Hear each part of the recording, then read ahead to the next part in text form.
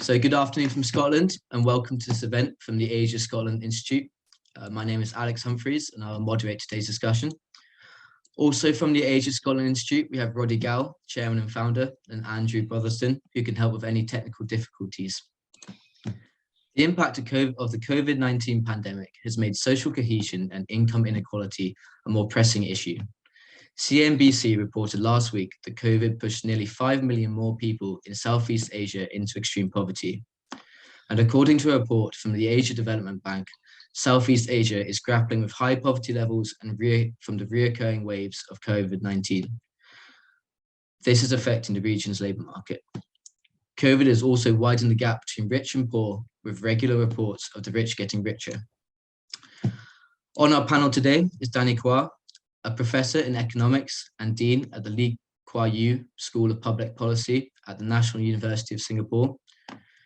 Danny's research on inequality and income mobility characterizes the range of experiences across economies to suggest that a single narrative on inequality is unlikely to be correct or helpful. He is the author of The Global Economy's Shifting Center of Gravity.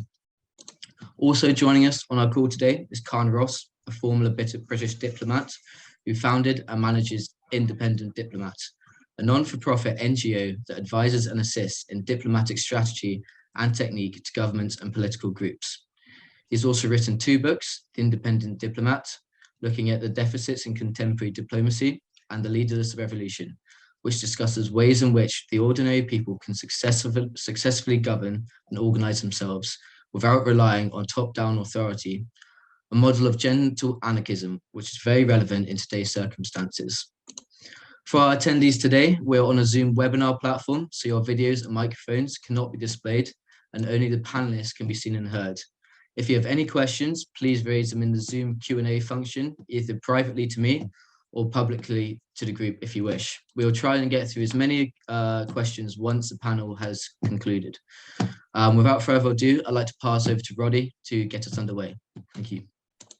Alex, thank you very much. And Danny, welcome to you in Singapore and welcome to Carne from North Wales. I think we've got the globe pretty well spanned there. And I'm extraordinarily grateful to you both for agreeing to talk about what, when we start getting into the knitting of all of this, is a very interesting subject, largely misunderstood by people. And the issues connected with it have led to all sorts of rises in populism. They've accounted for acres and acres of journalistic commentary. And I think we're going to be able to get into the detail of some of this today in our conversations and discussions. And it's hugely important with global events that are taking place and the unbalanced nature of economies around the world. So Danny, I wonder if you could lead us off with your thoughts on this field. Very grateful to you for agreeing to talk. And then after you've spoken for a bit, I'll ask Carne to come in and speak as well. And then we can open up to a conversation between the 3 of us and then go out to the wider audience. Thank you. Thank you, Roddy. And thank you all for tuning in on this. It's a great pleasure to get to speak about this for the Institute. The world is beset with so many important challenges. I think it must seem small-minded for anyone to advocate that what they're working on or what they're thinking about is a critical challenge because there are so many of these. But this notion of inequality, social cohesion, the rise of populism around the world is a slow-burning issue. It's led to the rise of global unrest, social discord. It leads potentially to a rending of the fabric of society, and it leads to kind of movements and dynamics that I think sometimes we worry about. We like the idea that societies can take upon themselves the right decision. As my interlocutor on this panel will be, has written a really wonderful book on a leaderless revolution that might take all of us forwards. But what I want to talk about is exactly this: the rise of populism and its fundamental causes. Because until you and I understand why the rise of populism has emerged, why the breakdown of social cohesion has occurred, there is every great danger, whether we've got political leaders or no political leaders leading society into something better, that we don't get that something better quite right. So to do this, I want to do three things in the time I've got. I want first to advance a proposition, seemingly innocuous, completely easy and acceptable, natural to accept, a proposition about how inequality has driven this erosion of social cohesion, and therefore that's led to this rise of populism. This proposition I want to advance is a very sensible one. It says that at the same time the social unrest around the world has been on a sharp increase, so too has inequality. Inequality is the proximate driver responsible for the breakdown of social cohesion. We must come to grips with repairing this increase in inequality everywhere around the world. That is the proposition I want to advance. I want then to upset that proposition by providing evidence that says that that proposition is in fact incorrect, or at least importantly misleading. And third, I want to open up some questions that I think all of us need to be able to convincingly address before we ourselves, or political leadership, or non-leaders can in fact fix the world. Now, when I say social unrest around the world is on a sharp increase, inequality too has been dramatically rising, everyone agrees that correlation, the rise of both of these things, is not causality. But this proposition is one that has the ring of truth to it. It's a proposition that well-informed observers, newspaper headlines everywhere subscribe to. No one is happy when we see gross injustices around us in the world today. In this thinking, when we've got inequality, the rich have more, the poor have less. When the poor have less, they lose control over their own destiny. They are frustrated. They relinquish hope and dignity, and they will go to unusual lengths, therefore, to regain that control. We saw this most obviously over the course of the pandemic. When the coronavirus hit the world in 2020, everyone's suspicions about the damaging effects of inequality seem to have been confirmed. Low-income families struggled with curtailed work opportunities. They couldn't get out of crowded apartments. The Wi-Fi connections they had were inadequate for their children to engage in home-based learning. At the same time that this was happening, richer households simply continued their remote working, and some of them extremely profitably. Richer households had super fast Wi-Fi connections. Their children learned at home using new tablets and computers. Inequality showed its ugliest incarnation over the course of this pandemic.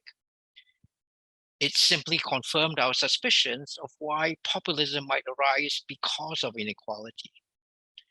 So that proposition is the one that I've just advanced. I now want to say that maybe we need to stop for a moment and think about evidence before we blame inequality for this unfortunate situation and the rise of social discord and global unrest everywhere. And to think about this, let's ask the question, did the fact that a rich household lived several streets away make steady unemployment suddenly unavailable to the poor family? Did rich household access to fast Wi-Fi and good computers and tablets make computer equipment in poor households less able to function properly?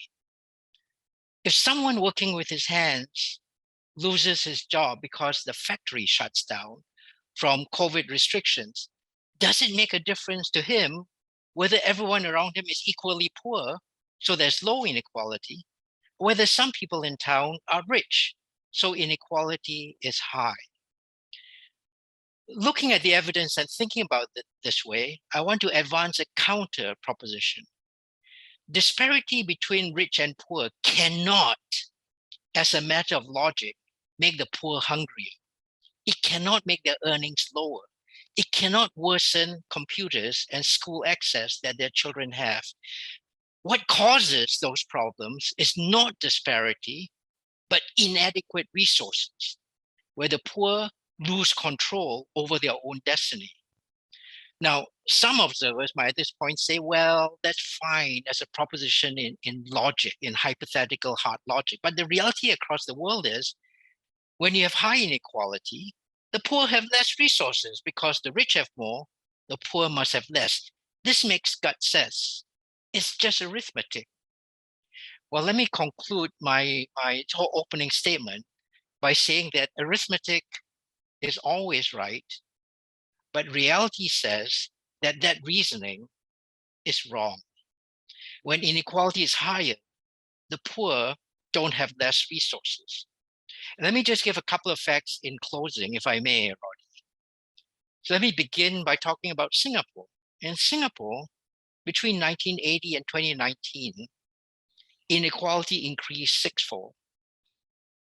But at the same time, the incomes of the bottom half of the population rose more than 300%.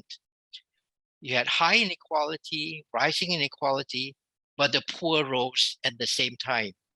China, same dynamic. Inequality rose almost 20-fold. The bottom 50% saw their incomes rise almost tenfold. Now, some might say, well, these are just two examples and they're very special. Well, here's the fact, and here's what the research uncovers.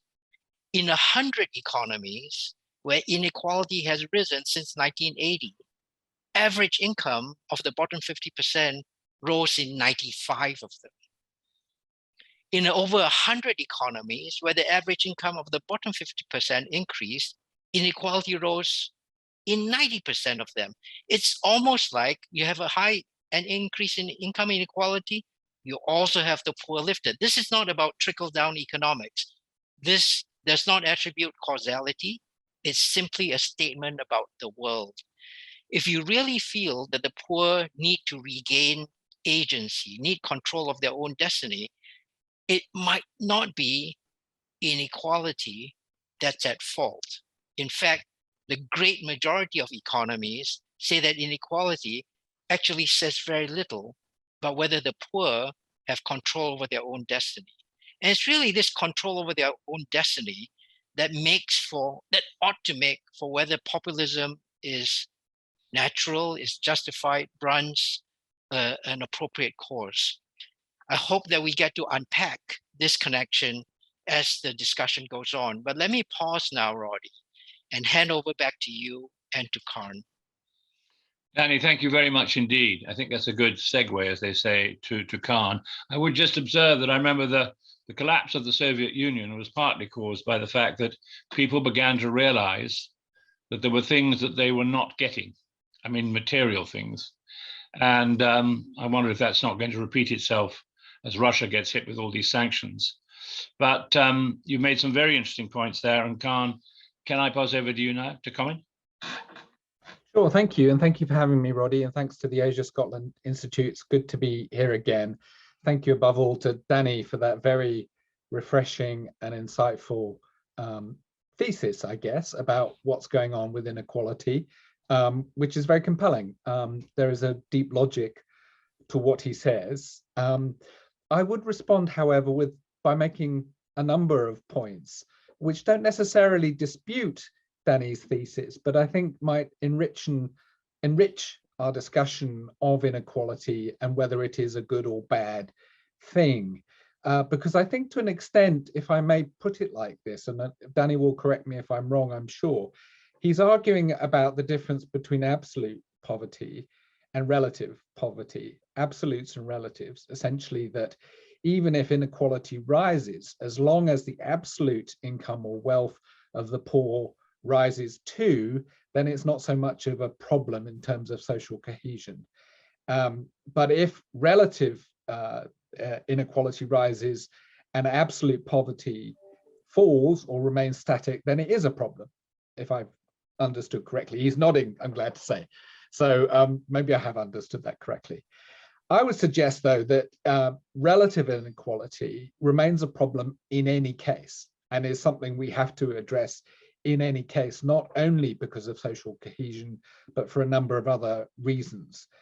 To me, it seems intuitively correct that if relative inequality increases and continues to increase, sooner or later there is going to be social tension as a result of it. Even if absolute incomes rise and the poor enjoy greater control over resources, if the rich are accelerating away and becoming many, many, many times richer, which is more or less what's going on now, a tiny proportion of the population are controlling a vast amount of any increased wealth in GDP terms, and the poor are not getting absolutely richer very fast. The income gap is growing wider and wealth gap is growing wider and wider. Eventually that will cause social tension, because it must. Eventually the ultimate end of that is one man controls all the wealth and everybody else has what's left over, even if they're in absolute terms wealthier than they were previously. That is going to cause social tension. It's unarguable. So in the extremes, I think the argument doesn't hold. Perhaps in the middle income to upper income levels where Singapore and China may reside, perhaps the argument applies more. But even there, I would suggest that there are reasons that we should worry about relative inequality in any case. The first is that the marginal utility argument, that the marginal utility a poorer man gets out of greater wealth is much greater than that same increase in wealth for a richer man. In other words, the poor enjoy increases in wealth much more than the rich would. And that seems an argument about the greatest good for the greatest number, or the net amount of happiness. The net amount of happiness will increase if we redistribute resources from the rich to the poor so that they are more equally held. Secondly, we're ignoring the psychic arguments about inequality, not just the material. To look at the material, measurable arguments for inequality is to miss some of the picture, because some of the picture of inequality is surely about the psychic disbenefits of it, that it causes us psychic pain to see others with less or with dramatically less. Equally, it causes us psychic pain to see others with dramatically more. That psychic pain is not measured, except occasionally in surveys which are unreliable and not as quantitatively secure as the data of income or wealth, but nevertheless, in my view, should carry an equal, if not greater weight. We are but psychic creatures. We live with our psychology and our brains and the way we feel about the world all the time. That is our reality, and is in fact in many ways more salient a reality than our income or wealth is. I would also turn to the fact that even if you accept that social cohesion may not be undermined by growing relative inequality as long as absolute wealth for the poorest rises, you only have to look at a country like America to see that populism and social discohesion is a function not only of, it is much more a function of relative inequality, because the populism has become enamored of the middle class as well as the poorest. It's not just a phenomenon of the poorest in America, it's a phenomenon also of the middle class, who clearly, and survey evidence demonstrates this, as well as polling evidence for the type of messages that they are voting for in the likes of Donald Trump or others, is that that segment of society feels cheated. They feel that they've been left out in the gains of wealth that the country has enjoyed, and they are right to feel cheated, because the gains of wealth that America has enjoyed have accrued to an ever smaller proportion of the population. So it's hard there to argue that relative inequality has not played an important role in adding to social discohesion.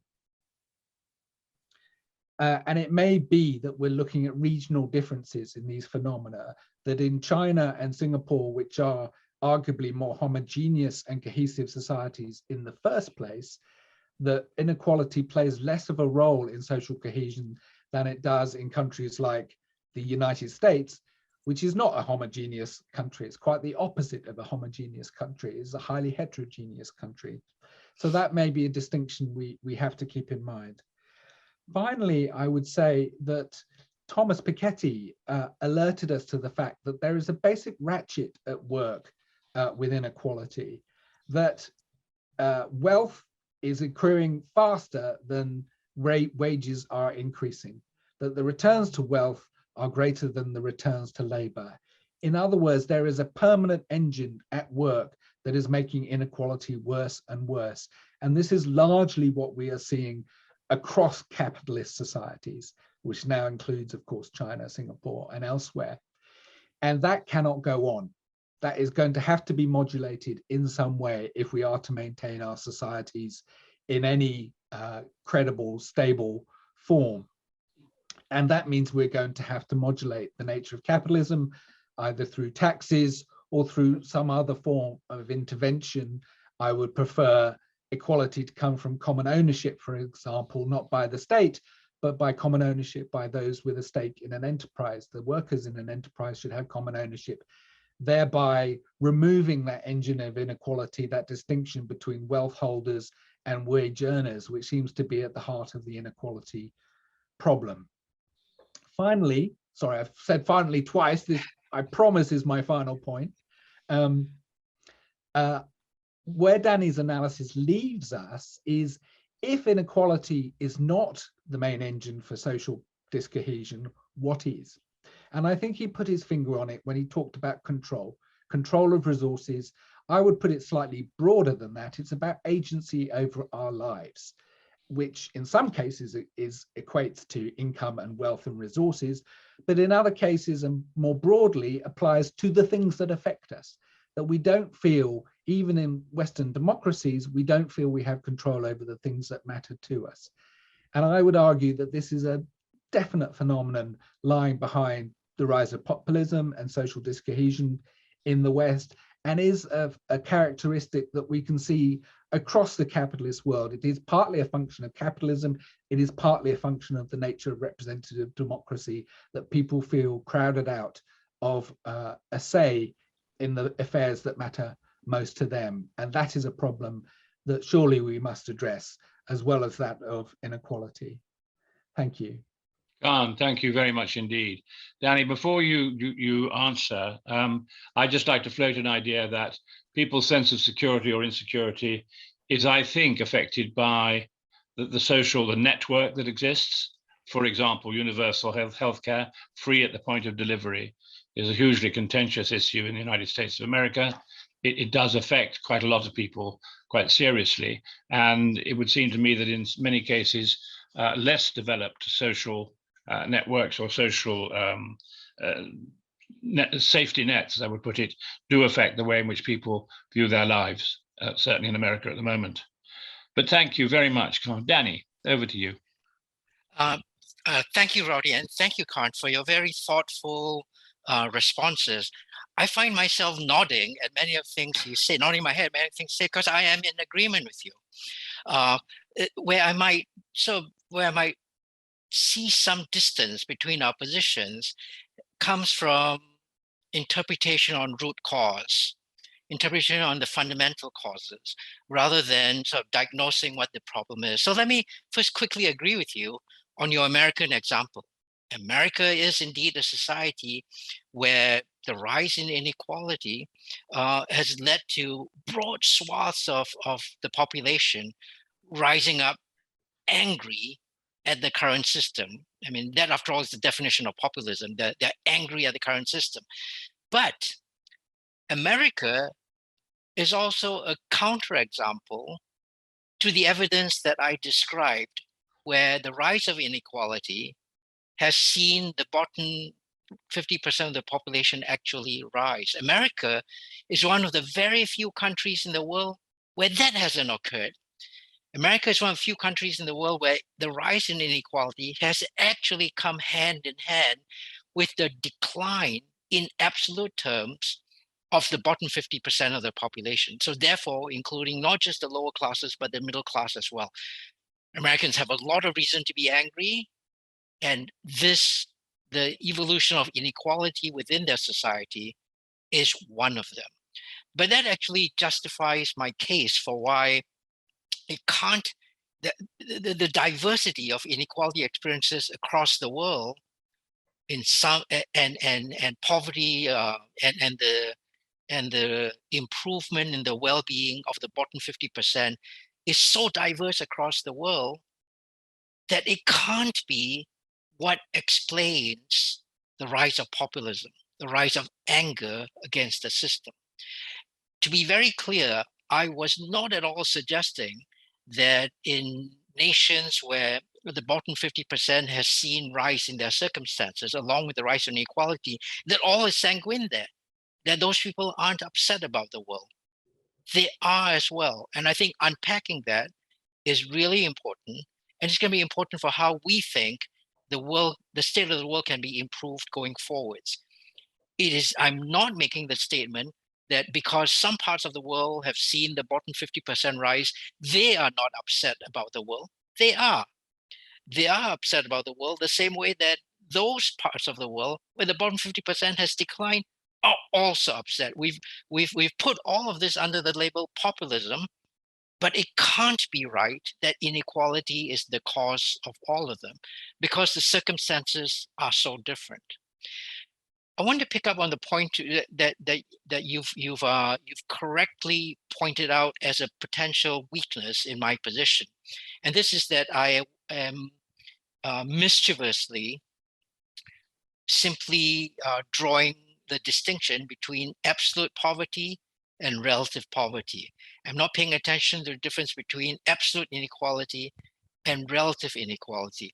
The reason that I go immediately to thinking about people's well-being, about how much control people have over their circumstances around them, their destiny, is because, well, I'm not sure that it is appropriate for observers and policymakers to validate feelings of anger about relative inequality. Let me quickly say why. You can have relative inequality when everyone is wealthy and rich. You can have relative inequality when everyone is poor. The common denominator in all of this is, as you say, we are psychic creatures. It is human nature. But I might use a different word to describe this than just psychic or human nature. It is envy. The reason people are angry at societies where relative inequality is a feature and ignore whether they are themselves well off or even the rich in their society are poor is simply envy. And it is a very ugly side of human nature, I would submit. Is this recognition of envy firm as sufficient basis for policymaking? Is it firm and sufficient basis for cheering on a crowd that is angry at the current system? Is envy a human response that we want to validate and encourage? You know, we can say as observers, we just take human society to be what it is, but I think we need to do more than that. And your writing, Carne, has shown us a way ahead. We need to rise above simply what mass thinking is about, because although you might not want to think about there being leadership positions, it is the power of ideas that lift all of us that need to move a leaderless revolution, and envy cannot be part of that. So let me leave it at that. I want to come back on some other issues, but I've spoken and I know that you might want to respond. So I'll pause here and hand over the mic to Carne and Roddy. Sure, thank you, Danny. Very well made points. And I heartily agree that envy should not be the basis of public policy making. But I would suggest again that marginal utility could be a basis for public policy making. And it remains an unarguable truth that the marginal utility of money, of extra money for the poor is higher than it is for the wealthy.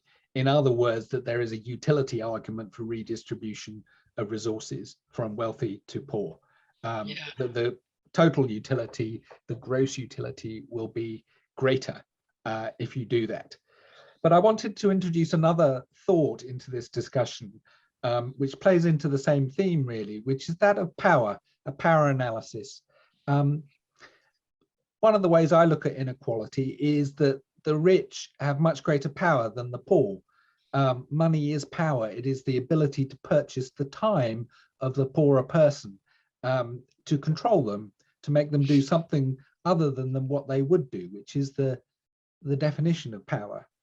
And I think part of the frustrations that we're seeing, the political frustrations that we're seeing in places like America, is not only a function of lack of agency and people feeling that affairs are out of their control and they don't have a say, but it's also the humiliation of being powerless, that there's something about the nature of the modern economy, the nature of work.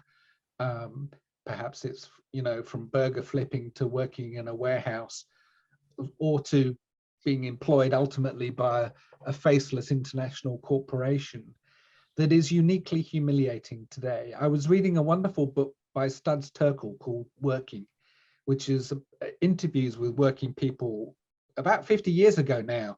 And they were strikingly different from the impressions one gets about work today. People took pride in their work. It gave them meaning, not always, but more or less. It gave them meaning.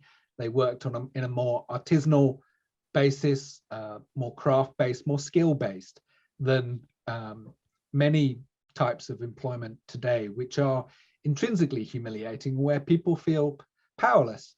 And I think this plays into the narrative of social discohesion that lies behind populism. And somehow, I think it's much harder to address than inequality, because it's something about the nature of work and the nature of decision making in work that no amount of team building and fancy management talk will resolve.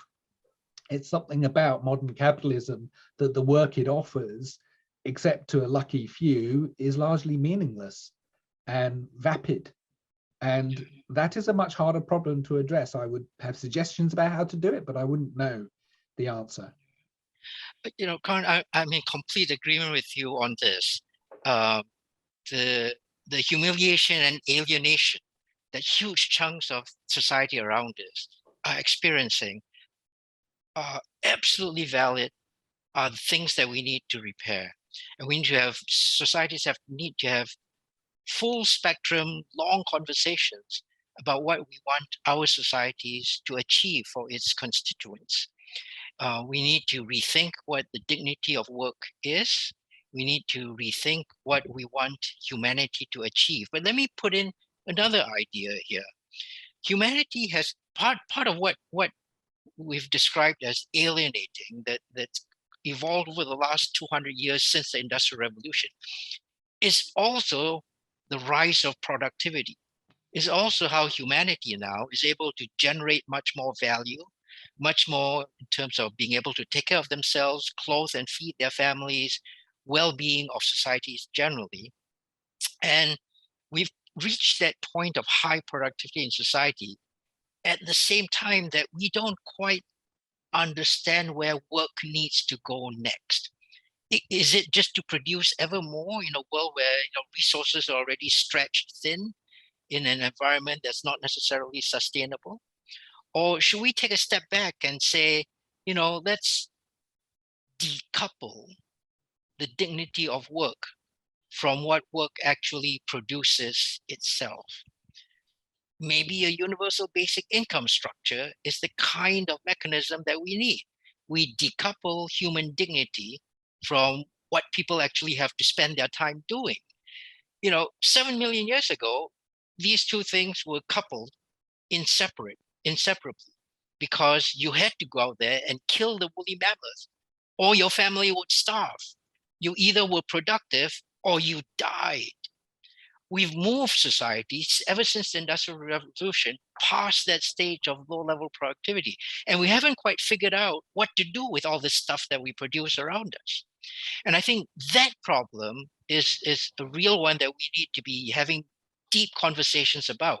But I would also suggest that one of the ways in which we can focus on that problem is by removing inequality from the frame. Because what we're talking about now, the humiliation of work, the alienation of modern industrial processes, those would be present whether or not society was unequal.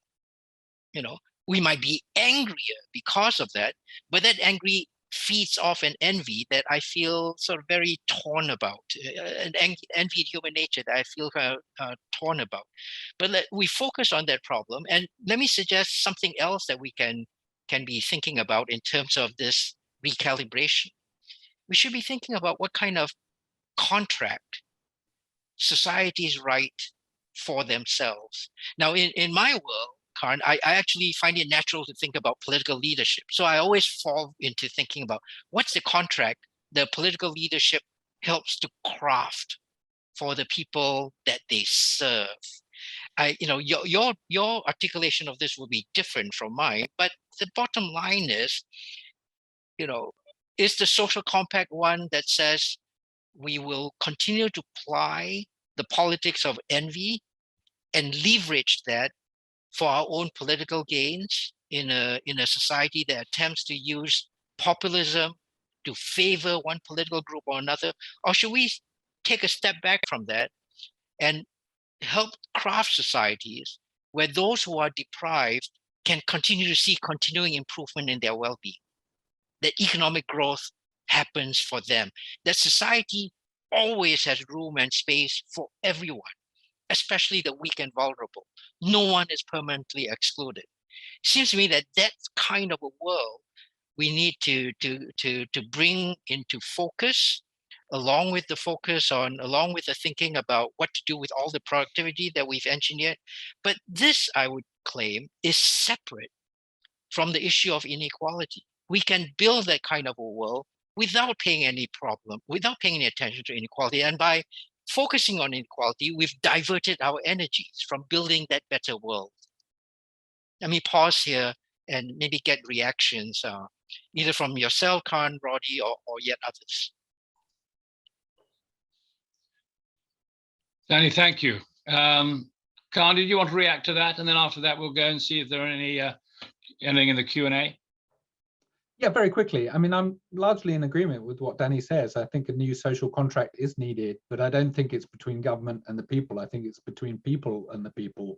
I'm an anarchist. I'm hostile to top-down government. I think that a social contract between those who have power and those who don't is basically impossible, because it's not a relationship of equals, and it's one where one group of people is subservient to the other, to put it in extreme terms, but terms that have a degree of truth in them.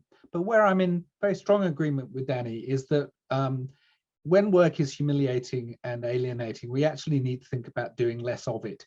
If we are producing enough to feed and clothe and house the population, why are we constantly pushing for more and more growth if a lot of that work is nugatory, unpleasant, and unrewarding? And if we are to work less, then we need somehow to maintain the living standards of those who are not working. And universal basic income, whilst it has many drawbacks, which we could discuss, is one way of addressing that problem. And it is a very interesting route towards a different kind of society where we make less and we consume less. And I would argue, as my final point, that that is precisely the kind of society we need if we are to save the planet from destructive climate change.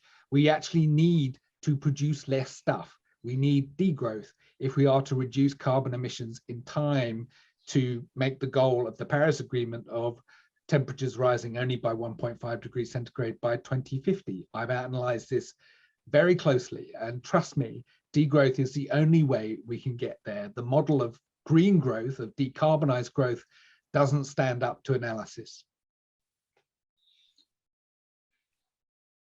Thank you for that. Danny, an observation? Well, I was in complete agreement with Carne right up until the end, because I'm not sure that poorer parts of the world are at this point able to subscribe to the degrowth agenda. Doesn't apply to the poorer world. It applies only to the rich world. Yeah. Okay. Thanks for making that clear. No, you're absolutely right. And what we need to think about not just mitigation, living with a net zero agenda. But we also need to think about how opportunities for those who don't yet have what they need to control their own destiny can be consistent with a net zero carbon reduced economic environment. And I think there are interesting engineering ideas about how we do that. So I think we're not in disagreement at this point. I'm not willing to go completely degrowth. I think important parts of the world still need that kind of prosperity and the control of their destiny, the agency that you described, because we're not all there yet. Back to you. I agree. Thanks. Okay. Alex, I see that Martin Allen has been prolific with his questions. Would you like just to ask the last one he just raised? Just mention that. Last one. Well, the most recent. Yeah, sure. So on the Q&A, he brings up that he doesn't quite agree that envy is an issue, but greed might well be, in terms of absolute and relative poverty. Just like in a historical context, there is historical slavery and modern day slavery. There is no difference. And he points out that human wrongs simply don't make fundamental human rights. And if groups of individuals are continually subjected to structural human wrong, they simply build their own survival structures, maybe towards anarchism that Carne was touching on. But more importantly, he does touch on the way that people perceive sort of the social cohesion, and a big role of that is the media. So I was just looking to get your kind of thoughts on how you think, or what role to an extent the media plays within this sort of mixing pot of human emotions at the end of the day. Danny. Okay, so I'll kick off.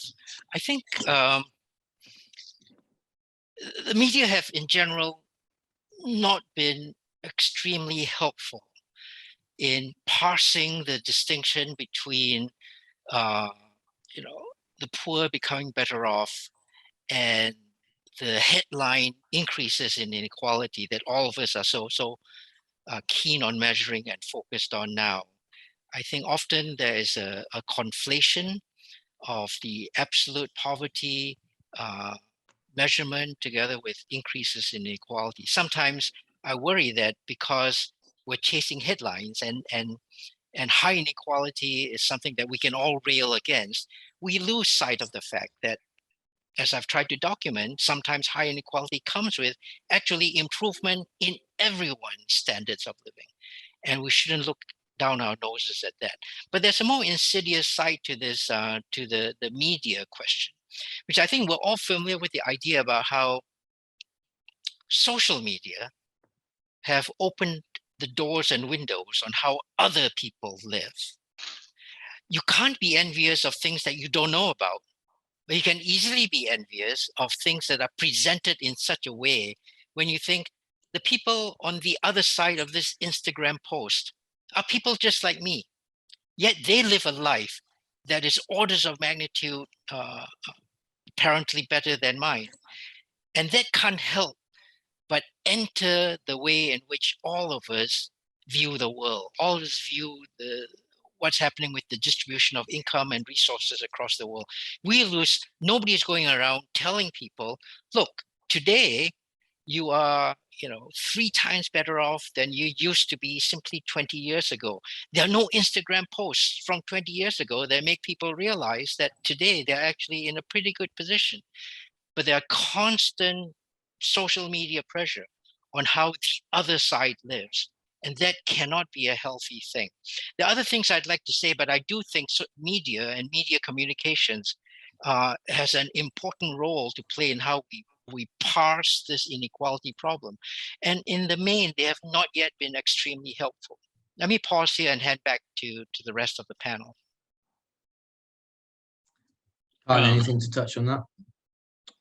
I largely agree with Danny. I think the media has been unhelpful in that it has highlighted inequality as an issue, and social media definitely plays its part in that. We have an insight into the lives of the rich and indolent in a way that we did not before, and it's not a happy picture. But the reason the media, I'm reluctant to blame the media too much, because the reason the media talks about inequality is it clearly matters to people. And the media reflects what people care about. They buy their newspapers because the newspapers are talking about the issues they care about. And therefore, we have to conclude that inequality matters to people. And I'm not sure that it's fair to attribute that to envy. I think basic injustice is what bothers people, that a man can make billions speculating on the stock market, on currency markets, whilst a woman who tends to the elderly and the dying earns a meager amount. That just strikes one as unjust. It's not envy that drives the sense of injustice of the nurse against the speculator. It is that deep sense of injustice. And I think, you know, this is where we must talk about morality. We must talk about what kind of society we want. And surely we want one where people feel that they have been treated justly. And I think that is lacking at the moment. Thank you. Thank you. Another question from Graham Lean. He makes the point that inequality of income is only one issue. There are many other kinds of inequality. You're asking what other remedies can you suggest for these? Danny, over to you first. Okay. You're absolutely right. I didn't catch the name of the question, but the questioner, but he or she is absolutely right. There are many other inequalities that we need to be concerned with. Some of them will carry some of the same arguments that I've just described for income inequality, others the opposite. And some inequalities have very surprising consequences. Let me give just one. Carne mentioned the work of Thomas Piketty. And indeed, Thomas Piketty's research and writings have been critical in a lot of the debate here. One of the things that Thomas and some of his collaborators recently documented is the extent of inequality, not just in incomes, but in education.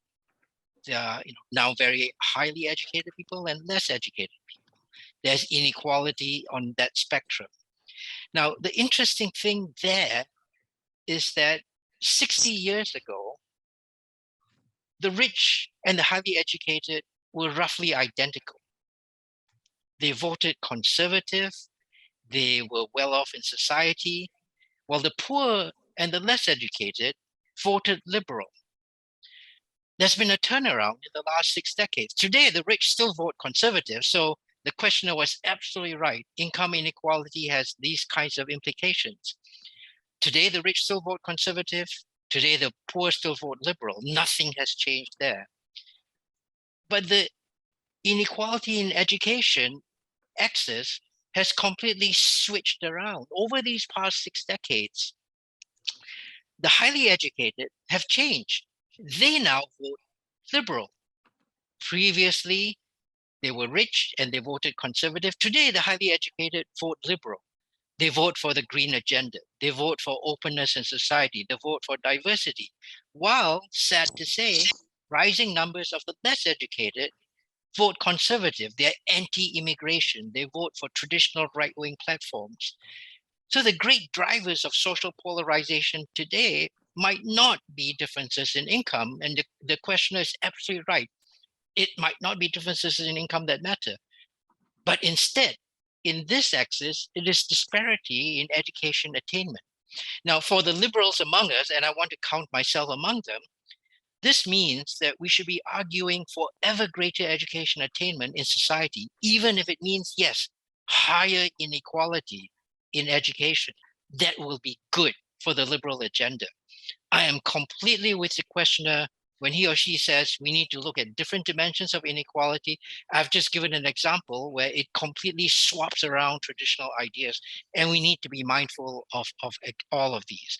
But my focus on income inequality is the one that so much social commentary focuses on. So back to you, please.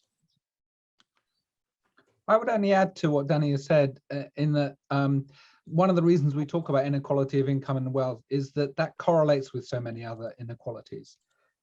Geographical inequality, health inequality, mental health inequality, to a considerable degree correlate with income and wealth. Not entirely. There are other causes of these inequalities, but to a significant degree.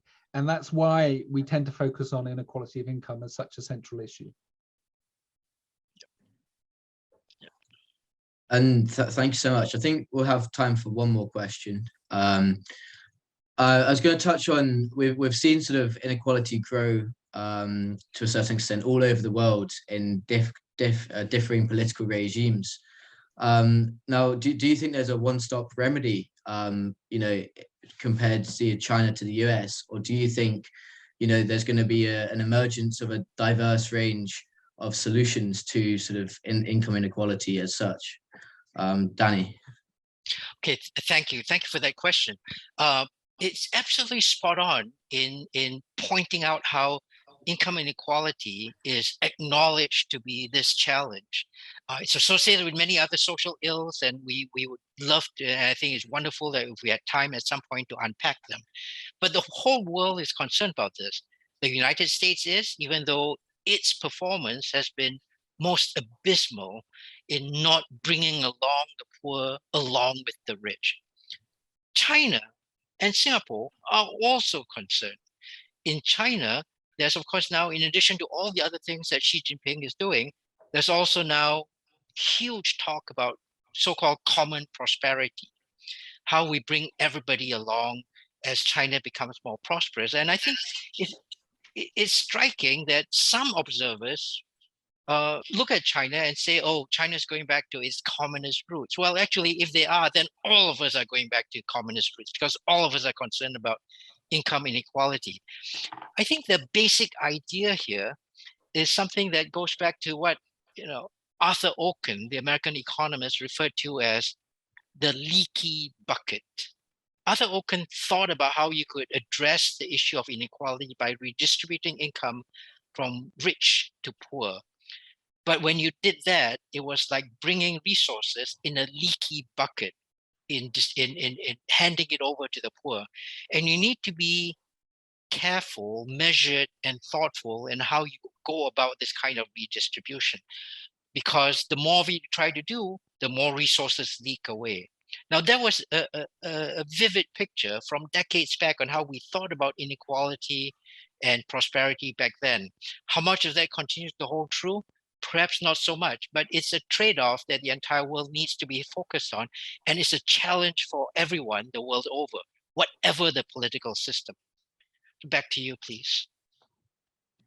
I'm glad to hear that all governments think it's a problem, but I don't think government has the answer, to be honest. Piketty said that the only time there was significant redistribution was in the world wars, and that was for the peculiar and unique reason of those wars, the different circumstances of those wars. Government has a choice. The only way to reduce inequality directly is to progressively tax the rich, dramatically higher levels than we are now, Scandinavian levels. And politically, many societies don't seem willing to do that. Many of the working class, of the poorer in other societies, seem to vote against their own interests, which is an extraordinary political phenomenon, for which there are no good explanations, except that I think the illusion is beginning to fail. The illusion that the wealth trickles down to everybody is disappearing when people realize they're not getting a fair crack of the whip. Their wealth is not increasing in absolute terms, let alone in relative terms. And I think that's why we're facing this crisis of populism and the rise of the right. And we need much more radical solutions than merely hoping for a government that will come along that will tax the rich more. But that's another story, what that solution should be. Can I sneak in a quick rejoinder to what Carne just said? You and I already disagree about what governments should or should not be doing, but I'm happy to leave that. But what I can't leave, is that the idea that governments might want to be tasked with the problem of reducing inequality. Here I fall back to how I began this conversation. Inequality is not the problem. The problem is making sure that the weak and vulnerable in societies continue to see ways ahead for them. The weak and vulnerable in society are not left to just their own devices to suffer. And on this front, governments can have huge power to help the weak and vulnerable in their societies. Thank you, Danny. That was fascinating talk. I'll just pass over to Roddy now to give some final remarks if he's here. I am here. Sorry, can you hear me all right? Yes, yes. Yeah, we hear you. Good. Sorry, I've lost my face there. I think that's a good point to start to draw things together, and I'm hugely grateful to you.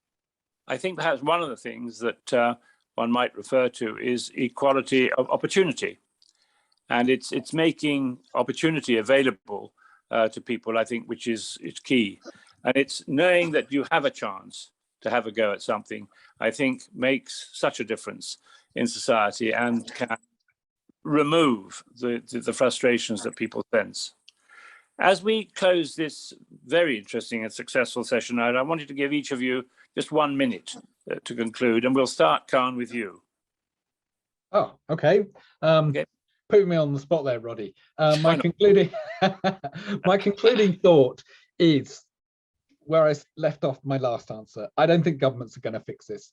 Yes, they can do something about absolute levels of poverty and bringing up the poor enough, but I don't think that's going to fix the political problem of discohesion, which we see across Western society. And I think we will see even in China and even in Singapore. Otherwise, even if they may be more harmonious today.